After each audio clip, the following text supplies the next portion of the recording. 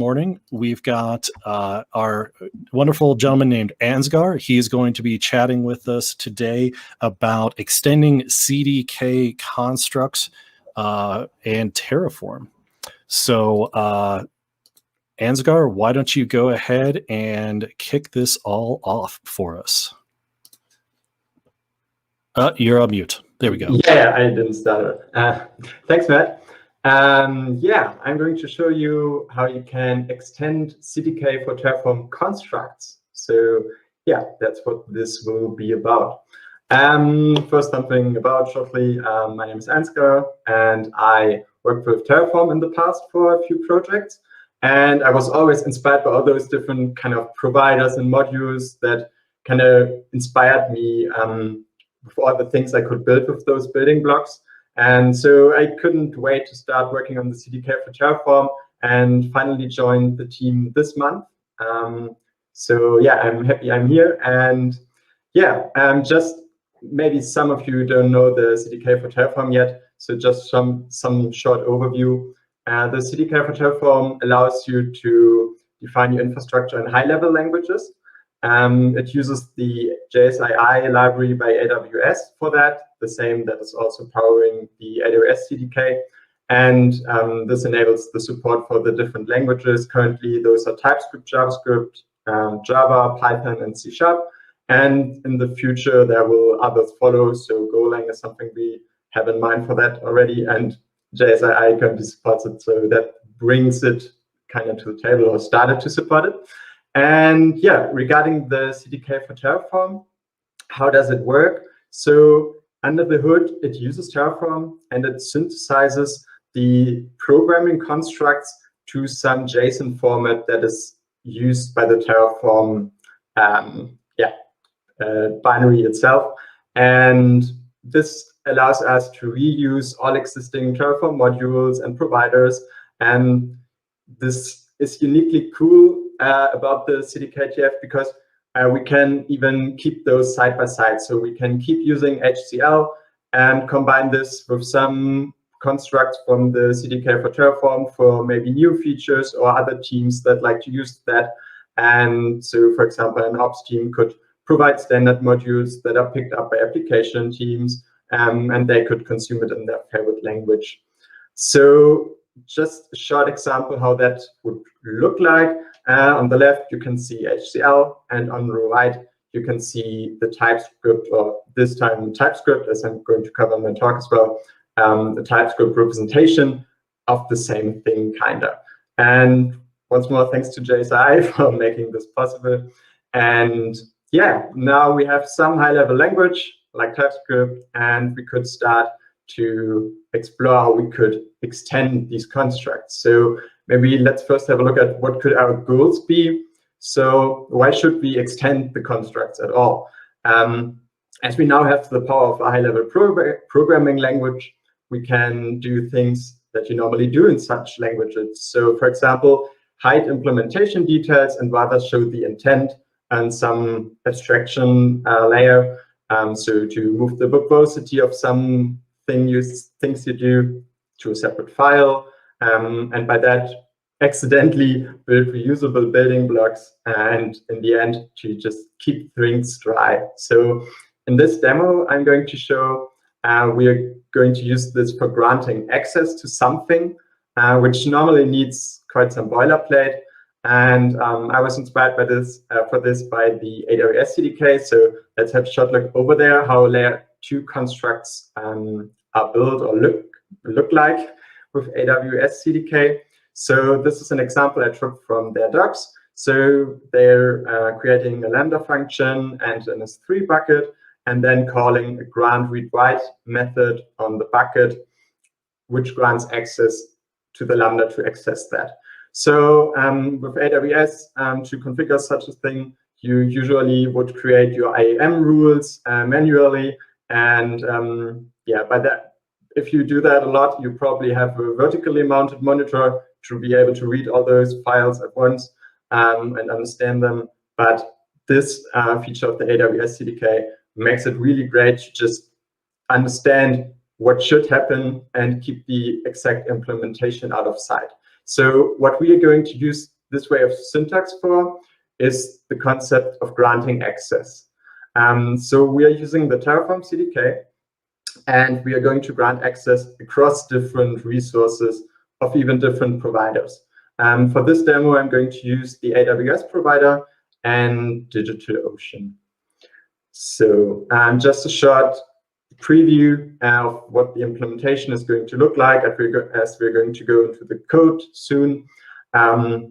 There will be some kind of grantor higher order function that wraps our existing resource, and how that exactly works is something I'm going to show you soon. But this enables or adds this grant access method that you can see at the bottom on the last line, that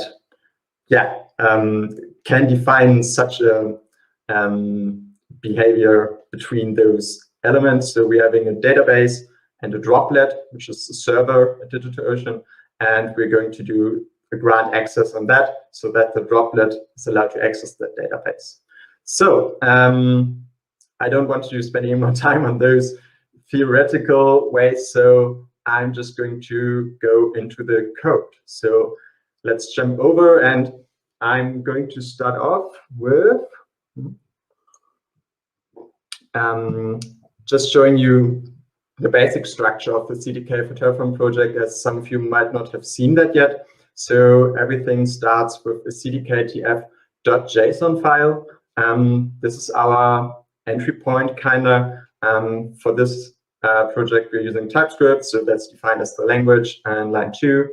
And I defined or mentioned some Terraform providers and modules that are going to be used by the stack I'm using and the infrastructure I'm building. So I have them mentioned over there.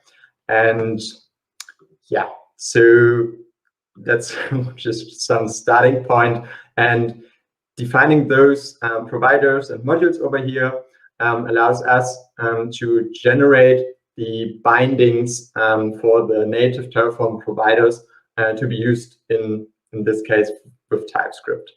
So let us have a look at the main TS, so the real entry point.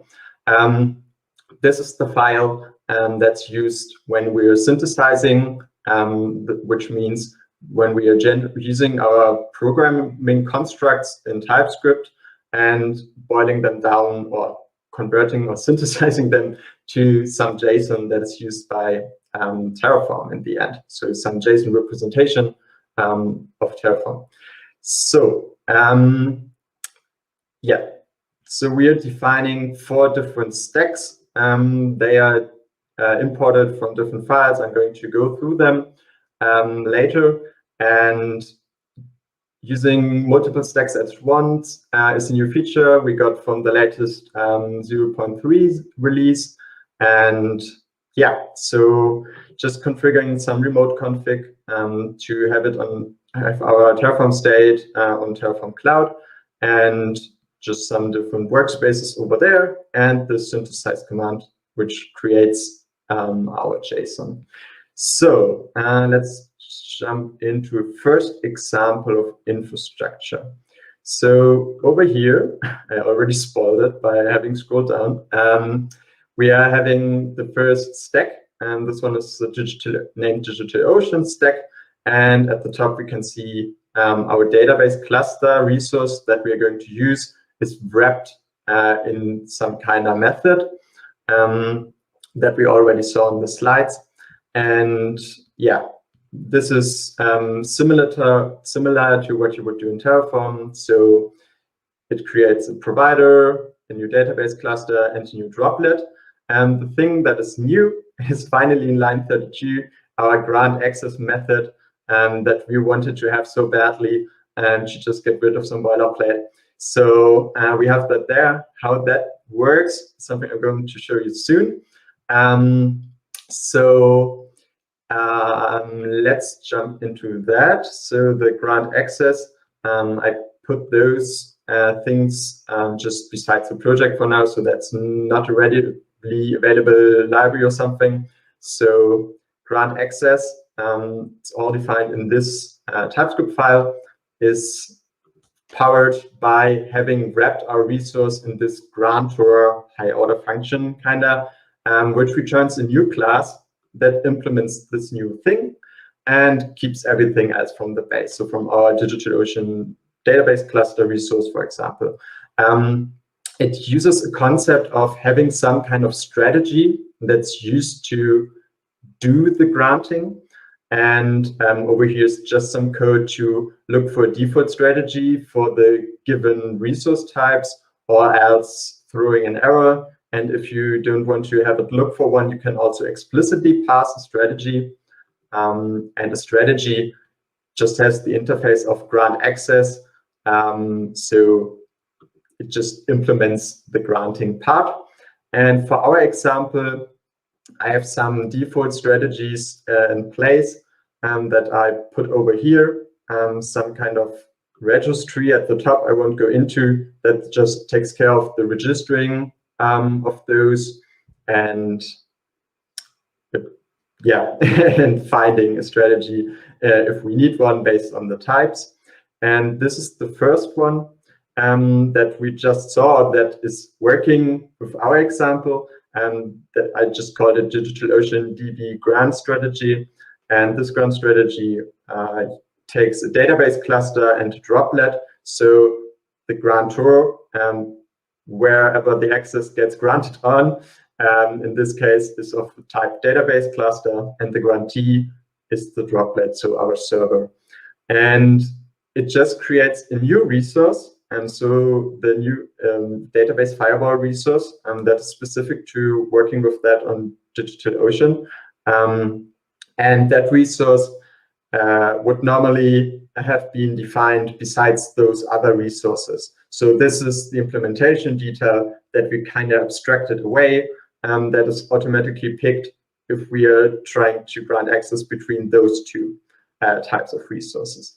So it just takes the grantor's ID for the cluster ID and adds a rule of the type droplet, with the ID of the droplet. So that is the thing that is used in the end if we are being over here and doing a grant access on the droplet. So just hide that away. If you read that file, you know what happens. So let's test this. And this is why I'm having those outputs over here, even outputting the password, because I'm going to use them to create an SSH tunnel to the instance and try to connect to the database just to see where that works. So I'm going to do that now in a way that I can just run this single test for the DigitalOcean one. So I'm using Jest over here. So my usual go-to tool for testing TypeScript projects would be Jest. So I picked that and I ran the test and it works. So just to prove you that the test not just says return true or whatever, we're going to have a short look at that as well. And so I can show you how that works. It's a bit weird because opening an SSH tunnel via TypeScript is something you don't normally do. So yeah, this test case gets the output. So it has to know about the database, about the IP of the server, about the droplet, and then can open an SSH tunnel to the instance and tunneling the database connection to my local system as it runs, waits a bit.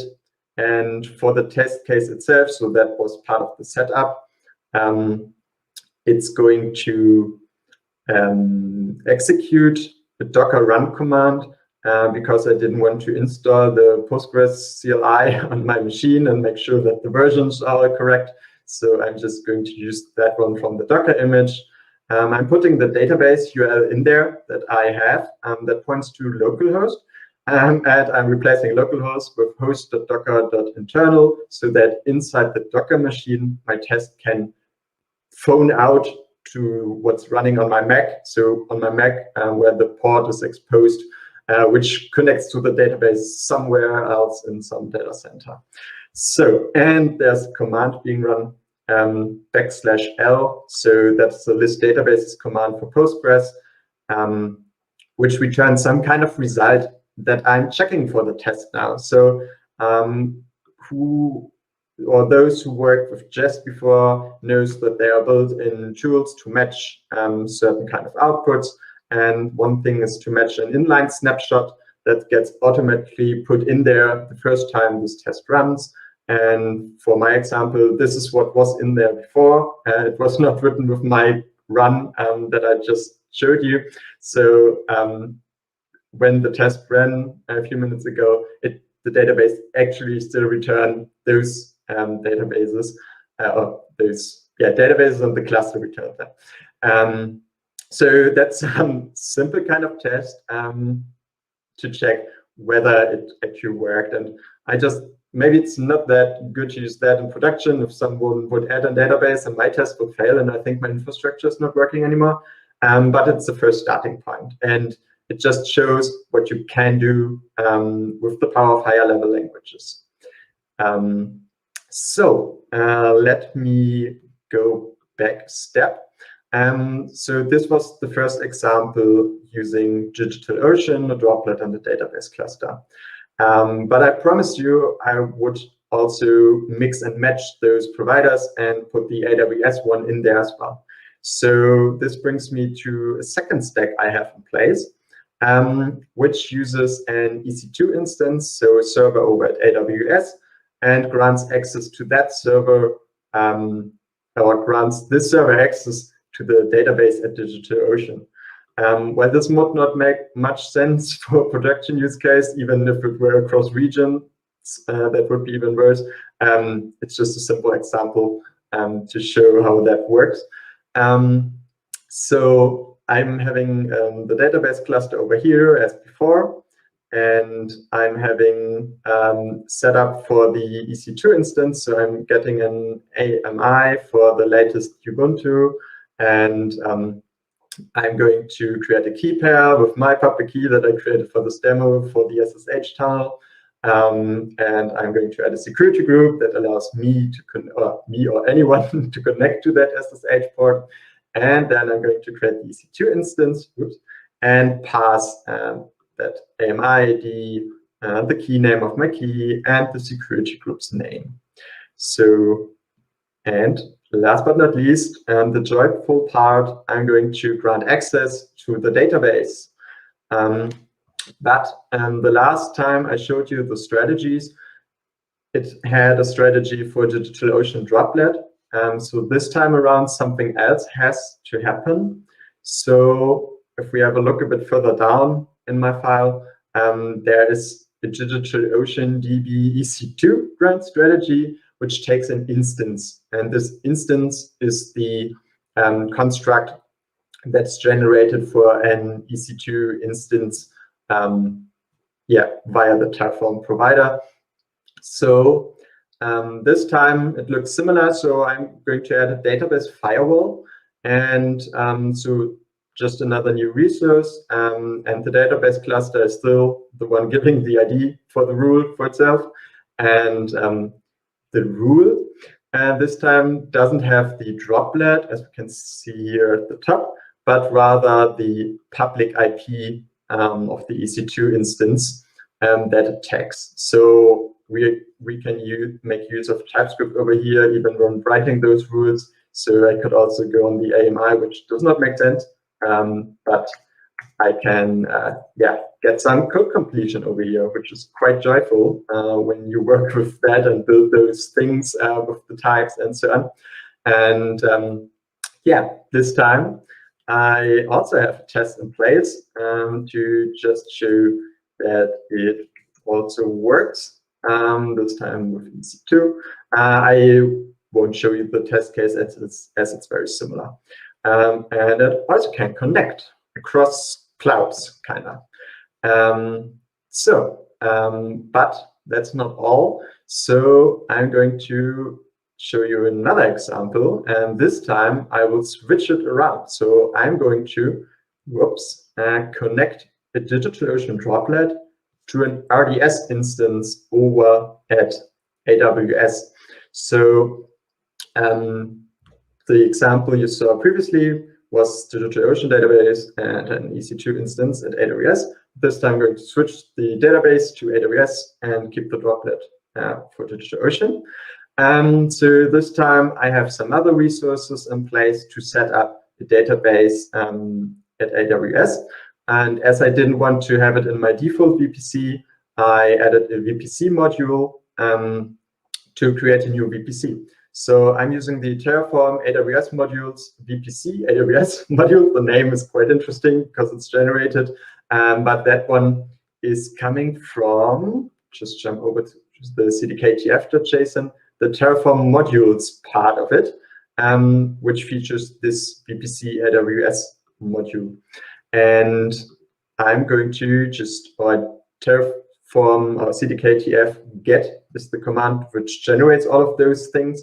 And that also generated this for me.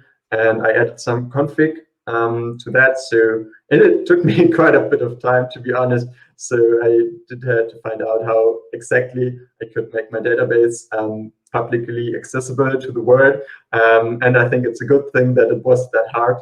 So I'm going to, or I need to enable DNS host names and DNS support and web cluster of that VPC. Some more resources. I got password and a security group and Terraform AWS modules RDS AWS. So the RDS database, the managed Postgres, the instance for that. So this module also creates some other resources for me that I need with that, or that are best practices to be used with an RDS instance. Not so best practice are my names and usernames, but never mind. So I'm going to go a bit further down, and now we see a new thing. Those of you who were giving me the right attention with the grant access method know that there was the option to pass a strategy explicitly. And this is what I'm doing over here. And I'm being very explicit even in the naming of it. So I'm adding a new droplet to RDS via security group's grant strategy. So also almost a bit of storytelling over here. So for the RDS instance, I have a security group that manages the rules, what can access it. And as I can pass multiple security groups to the instance, I wouldn't just want to pick the first one from the RDS module, because that could also be used for other infrastructure, and I would accidentally expose that infrastructure to my droplet as well. So that's something I want to be careful of. So I'm going to explicitly pass the security group in there that I'm going to use for this access, so it gets opened up, kind of. So let's have a look at the grant access, and because it's just used here, I just put it at the bottom so we can have a quick look.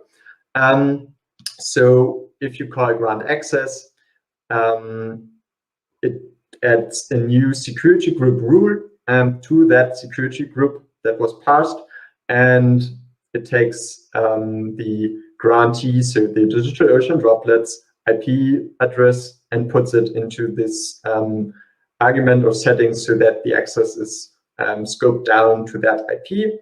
And because I can, I also added this check prerequisites on grantRead, so on the RDS instance, which has some assertion about it being publicly accessible. Some flag I had to set. I didn't at first, and I wondered why I couldn't get the access to work. So I just added this as a short check. So if I would add this publicly accessible or set it to false, it would, tell me when I try to synthesize it. So it would fail in that case and tell me that I need to turn that on, because otherwise it wouldn't work. And but I wanted to give that access. So as we are now using some generics over here for this security group, TypeScript knows that I am supposed to grant access to a droplet. So if I now switch this out and would say maybe database grant access to my password, which does not make sense, but it could to someone, maybe. It would tell me with a weird TypeScript error, but at the bottom it boils down to you pass me a password type of resource, but I need to work with droplet. So there I can also on the syntax level or on the compile step, if you wish to, already see if something doesn't seem right, and I can still put my droplet in here and everything is fine. So I'm not going to run the test for this one, but as I just showed the type on test, it will run all three at once, and this one included. So for the RDS instance as well, it's that test case doesn't differ a lot from the other two. So just the AWS RDS instance happens to have another host name than the droplet database, and some other default databases that are in there. So RDS admin, something you know from your AWS RDS instance that is not present on your DigitalOcean database, but that's expected. So they ran, they worked, and that's about it for the demo part. As always, I'm going to put that code online, and it already is. So if you dig around, you will find it even before I send the link. And yeah, that would bring me back to my talk. So that was the code, and let us have a short recap about what we just saw. So this example is a bit different than what I used to jump into the code before. So this features the explicit granting with supplying the strategy. So this time, yeah, you just saw it and I just explained it. This time we can see some security group, DB, and droplet, and explicitly passing that security group in there. And yeah, so that's something I figured out would be useful, and to make that explicit and to not have side effects that could kind of fail.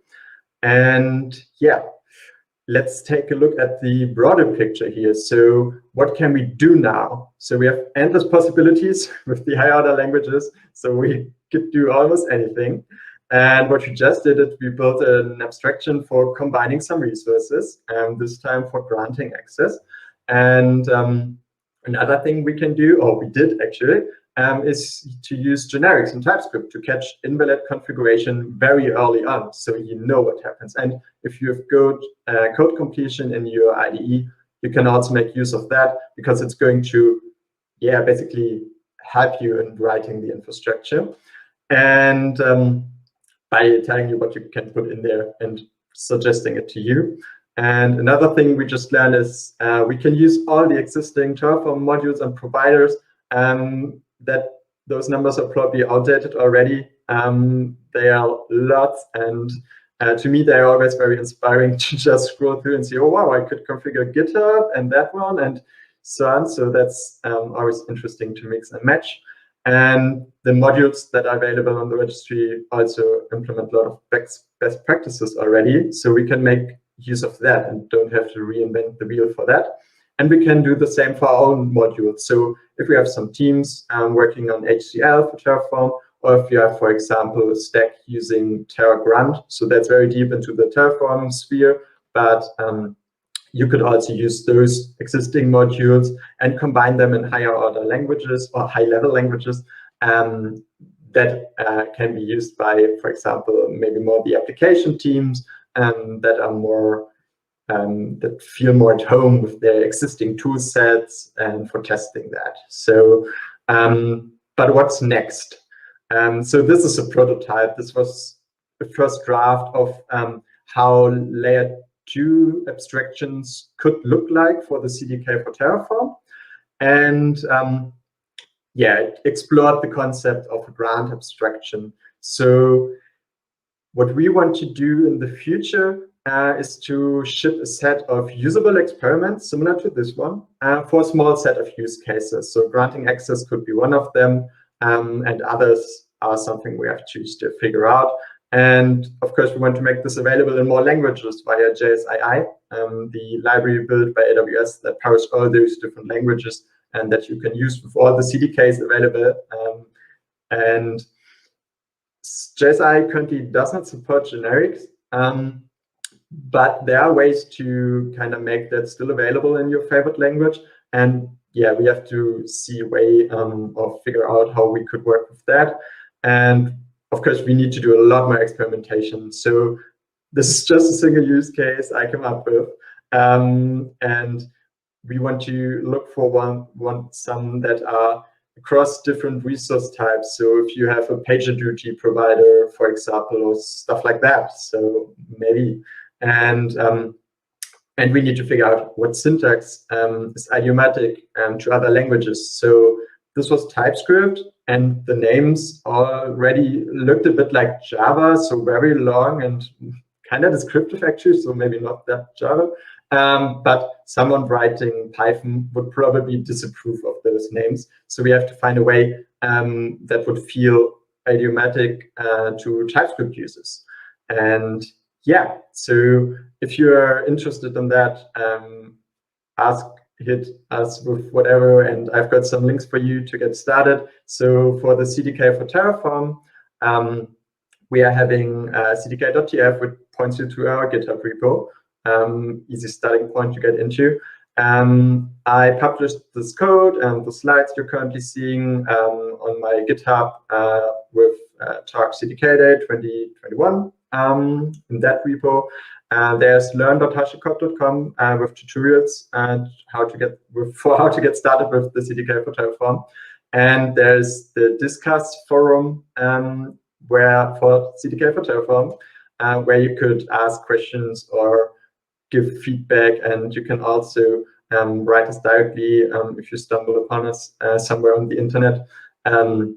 If you have feedback on that, or some ways how this works, or some ways this could work, and we want to build some kind of iterative loop to gear towards a way of how those layer 2 abstractions could work and also should work across providers and modules, so that we can have some general abstractions that would also make sense for lots of other providers. And yeah, basically tell us more about the use cases if you have any, maybe some popped into your heads, and write me on Twitter. My link is, I think, in my name.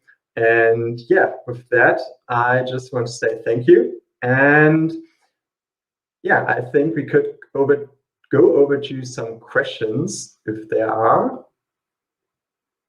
I think some of the hosts, yeah. Thank you, Ansgar. Thank you very much. That was very, very thorough.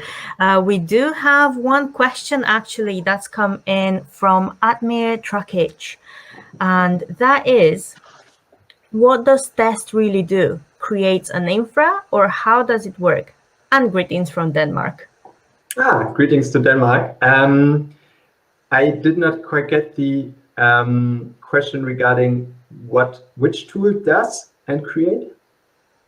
So the question Ansgar, is, you had your test, you had the Jest test which were running. So yeah, the Jest. Yeah. So Admir wants to know if does it actually bring up the infrastructure, or is it a mock? Oh, I'm sorry. I'm very sorry. I didn't show that. I deployed the infrastructure with the CDK for Terraform beforehand, and the Jest that was running was just testing the existing infrastructure. So with the CDK for Terraform, I have this command CDK for Terraform deploy, or for example, diff for my StackDO, which is DigitalOcean. And yeah, I kind of flanked that one. So that's the deploying part that I didn't show because I didn't want to bore you with waiting for the database to become available, as this can take quite a bit of time. So I added this infrastructure beforehand. So here's my DigitalOcean account where you can see the database clusters that I provisioned already. And yeah, if I now do a plan, it just tells me nothing is going to be changed because it's already there correctly. But it's a great question, and glad that you asked because I should have made that clearer that that existed already. Jest just did some testing, so that had nothing to do with the CDK for Terraform to that extent. You could also just use an empty project, put Jest in there, and yeah, instruct it to open a SSH tunnel and connect somewhere else, and yeah, do that way kind of. I can't ask whether that answered the question, but I hope it does. And if it didn't, just reach out to me. Ansgar, thank you. I learned quite a lot of new techniques, especially one thing which really caught my eye, emojis for comments. I don't think I've seen that anywhere, and I'm seeing it now. I'm like, I cannot go back to regular old text comments. It just brings up a whole new series of expressions. Yeah, there's some languages that support them. I think Swift does, but I wouldn't recommend that. Yeah. I just wonder how many more code bases will break just because of the emojis. It's fascinating to see people put emojis in Wi-Fi SSIDs to see how many routers would break. We have one more question. It says, is it possible to migrate an existing workspace created with HCL to the CDK? Yeah, so currently this project is still in quite an early stage. So there's no professional support or something to that extent. But as we're just using Terraform under the hood, and we're also working with Terraform states. So the thing one would have to do for that is you would have to point your Terraform or your CDK constructs and your state to the existing state. And then you would get quite some diff probably, and you would need to maybe configure a TypeScript code to reflect what is actually there in the infrastructure currently. And I can also show you the CDK-TF output. So if I just open the DigitalOcean one, we see this JSON. This is the same content that you have with HCL, and just not so readable. And yeah, so this is what Terraform takes. And there are some experimental tools I think someone built that we talked yesterday in the Terraform community office hours that can convert from HCL to CDK-TF constructs. But something to that extent would also kind of work. But yeah, you can keep your state. So it can work with the same state depending on the complexity, but it is possible. Oh, thanks, Ansgar. I hope that answers your question, KL. On a slightly related note, did you learn about any gotchas or any such things that we need to take care of, or anything which stood out more than anything, when you were building this, when you were extending the constructs?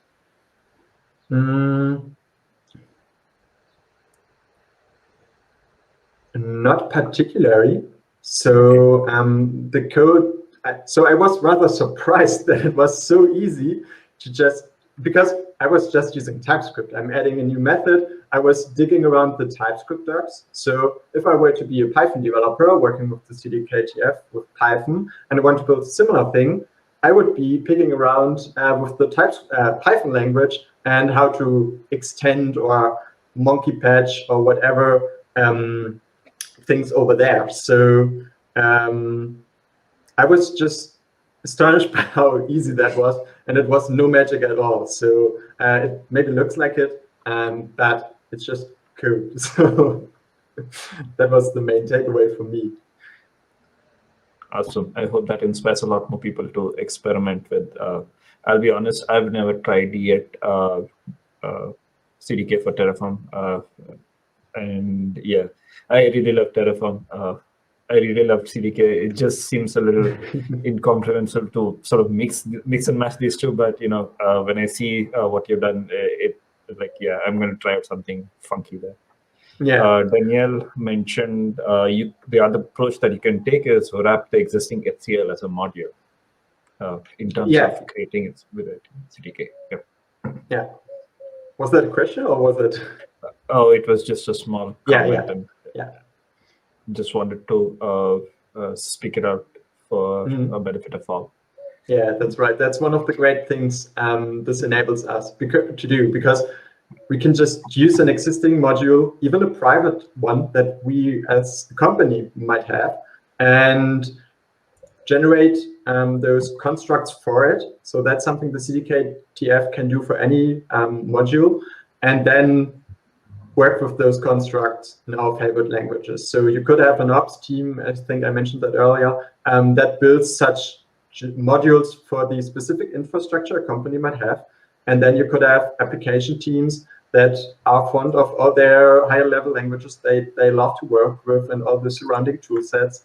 And they could just use them and consume those modules. Awesome. We're just 2 minutes under.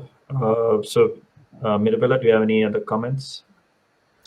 I don't have any other comments. I was during the talk, but this is a full-on discussion, and I'm not trying to get into it. There were a few times when you mentioned, for example, you were using quite a few access granting tools. You were passing on security groups, and I kept on thinking, are there? Oh, and I think this can also connect to another question that we've just got in the chat. So I'm going to connect it to that. How do you load secrets, or can you use TF vars? Yeah, great question. So I'm a bit unsure about the CDK TF as it exactly currently works. If you can pass them via the CDK TF CLI as well when you do deploy over there, I think you can. But as we're using Terraform in the background, you can work with CDK, with TF var files. So if I were to use the Terraform cloud provider and run my apply there, then I can also make use of those variables and keep the secrets in a way that you would do with Terraform. So as this is just wrapping Terraform from the outside, you still can use those paths. I'm not quite sure whether it's currently possible to supply them when you're doing CDK, TF, deploy, and then var whatever for a TF var file as you would do with Terraform. But you can probably supply them via the environment, or if you're using Terraform directly. So you can also do Terraform plan inside the CDK TF out directory where your JSON file is. So in there you could just use whatever you were used to. So the CDK in that case would just create your configuration that is then going to be used with Terraform. Thank you, Ansgar. Thank you. So I believe that was the time that we got to grill you a little bit on what you've just presented. Thank you very much once again. And it's time for us to go on to our next